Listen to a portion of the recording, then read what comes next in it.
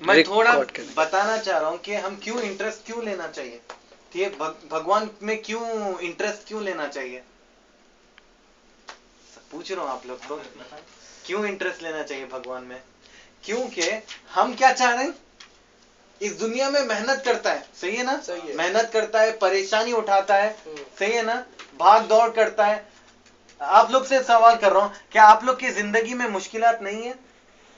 मुश्किलात सबको है, हमारे को भी मुश्किल है, काम में भी मुश्किल होता है, सही है ना। तो इस दुनिया में मुश्किल उठाता है, परेशान होता है, मरने के बाद भी मुश्किल उठाना चाहिए नहीं, सुकून से रहना चाहिए, सुकून से रहना चाहिए, सही है ना। तो अब अगर हम सुकून चाह रहे हैं तो सुकून कैसा पाएंगे? अगर हम नर्क में चले गए तो ऊपर वाले का दया बहुत मुश्किल है। नहीं, हम ऊपर वाले की बात सुन रहे ही नहीं तो नर्क में ही जाएंगे ना, सही है ना। हाँ, पिताजी की बात नहीं सुनेंगे तो पिताजी घर से बाहर कर देंगे, सही है ना। तो भगवान क्या करना चाहिए? दुनिया से बाहर कर देना चाहिए। आपको महल इस दुनिया में खाली छोटा सा अच्छा घर में रहना चाहता है तो कितनी मेहनत करते हैं, कितनी मेहनत करते हैं, बहुत मेहनत करते हैं, ठीक है।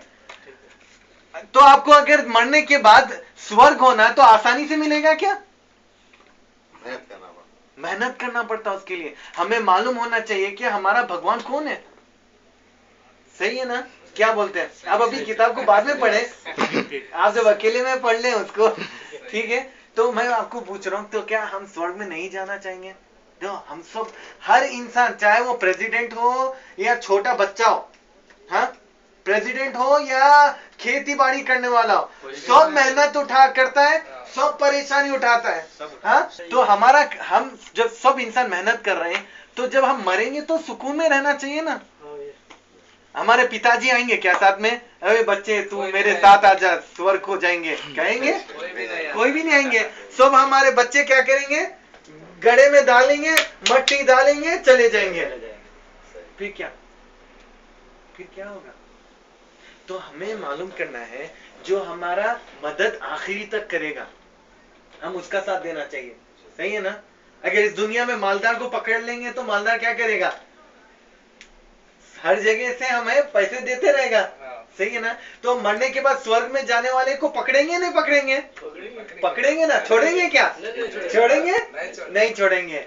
तो हमें मालूम करना है कि वो भगवान कौन है, सही है। तो उससे क्या होगा, इस दुनिया में आपको शांति मिलेगी, ठीक है।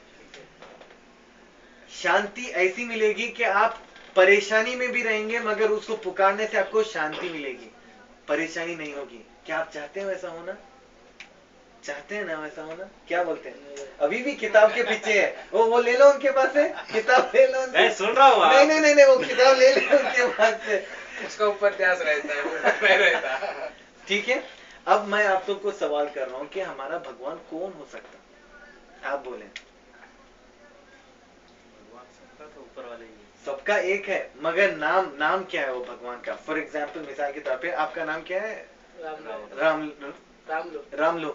अगर मैं रामलू साहब को मैं किरण बुलाऊंगा, ठीक है, और मैं बहुत परेशान हूँ और मैं बोल रहा हूँ कि अरे रामलू साहब पीछे मेरे घुटने पड़े हुए हैं, जरा मुझे मदद करो।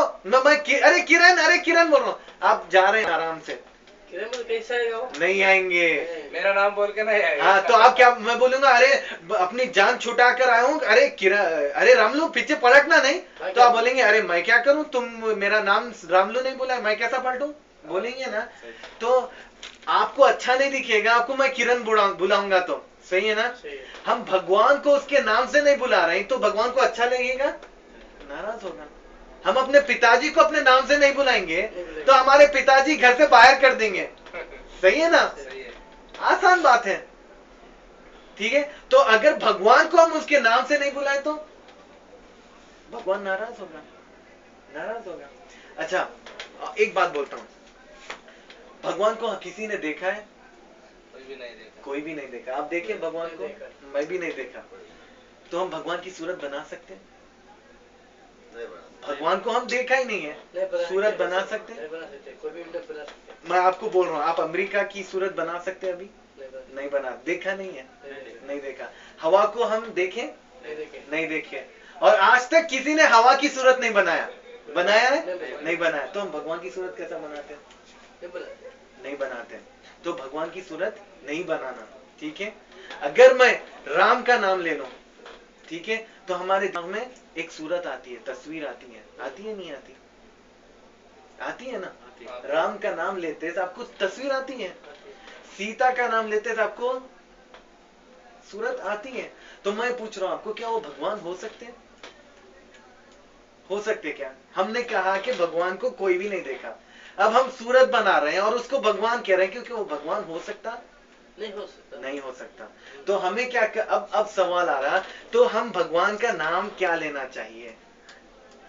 समझे मेरा सवाल? जब हम बोल रहे हैं कि राम नहीं है भगवान, सीता नहीं है भगवान, ये लोग भगवान नहीं है, तो जब सच्चा भगवान का नाम क्या होगा? सिंपल सवाल है, आप बोलें क्या हो सकता? बता सकते हैं आप? नहीं, वही बात तो बताओ और क्या। अच्छा ठीक है, एक अहम बात बताता हूं, भगवान कभी गलती करता है? नहीं करते हैं। भगवान गलती नहीं करता है। तो जो भगवान किताब लिखेगा तो उसमें गलती हो सकती? नहीं हो सकती। तो हम बोल रहे हैं कि कुरान में आता है कि अफला यतदब्बरून अल कुरान अम अला, क्या तुम ये कुरान, ये किताब को गौर से नहीं पढ़ते? अगर ये किसी और के तरफ से, यानी कि सच्चा भगवान के अलावा कोई इंसान लिखता या किसी और के तरफ से होता तो इसके अंदर गलतियां होते, ये कुरान कहती है, ठीक है। और इसके अंदर लिखता आता है ज़ालिकल किताबु ला रैब फीह हुदल लिल मुत्तकीन, ये किताब किसी और के तरफ से नहीं है सिवाय अल्लाह के, जो तुम्हारा रब है, ठीक है। तो सबसे पहली चीज, ये किताब कहती है ये खुदा के तरफ से। अगर आप कोई मुसलमान को पूछ ले तो वो कहेगा ये किताब अल्लाह की तरफ से कहेगा, कोई इंसान से नहीं कहेगा, ठीक है। अगर आप पूछेंगे भगवत गीता किसके तरफ से, आपको नाम लिखेगा कि वो ऋषि ये किताब को लिखे थे, है नहीं है? मैं कुछ गलत बोल रहा हूँ? इंसान लिखे थे बोल के आता है, ठीक है। और तो हमें मालूम होता है कि भगवान ने, अल्लाह ने एक किताब नाजिल करा हमारे को बताने के लिए सही काम क्या है, गलत काम क्या है, ठीक है। और वो है कुरान।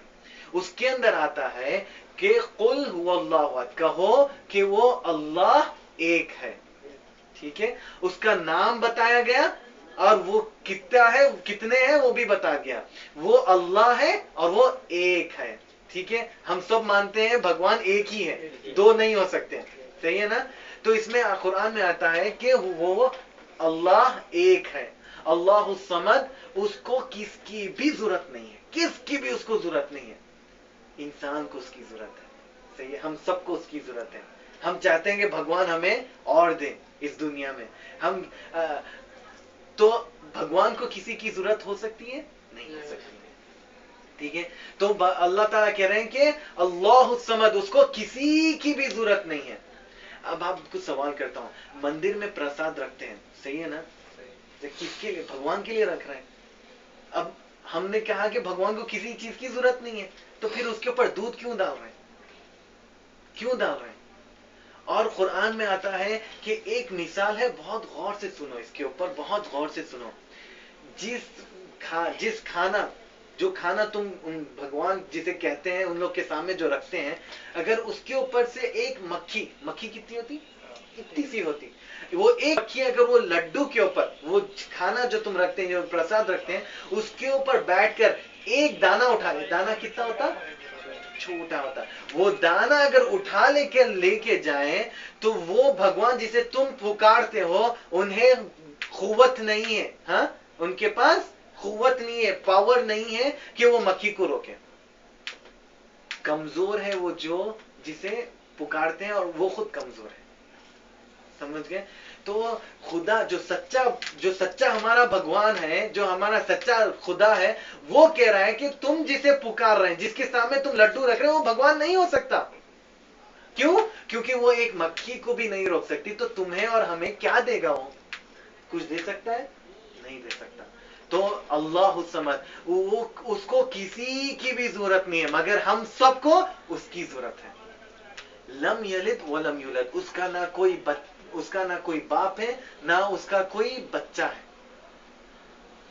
क्यों? अगर किसी की बच्चा हो तो क्या है वो भगवान हो सकता है? नहीं हो सकता। तो उसका कोई बाप है ना कोई उसके औलाद है। वलम यकुल लहु कुफुवन अहद, उसके जैसा कुछ भी नहीं है, कुछ भी नहीं है उसके जैसा। अगर हम सोचे कि भगवान एक रोशनी के जैसा है, वो भगवान नहीं हो सकता, क्योंकि उसके जैसा कुछ भी नहीं है। हमें मालूम है कि हम किसको भी नहीं देखें। तो मैं आप लोग को सवाल कर रहा हूं कि क्या आप तैयार हैं मानने को कि हमारा भगवान अल्लाह है? मानने के लिए तैयार है? बेशक।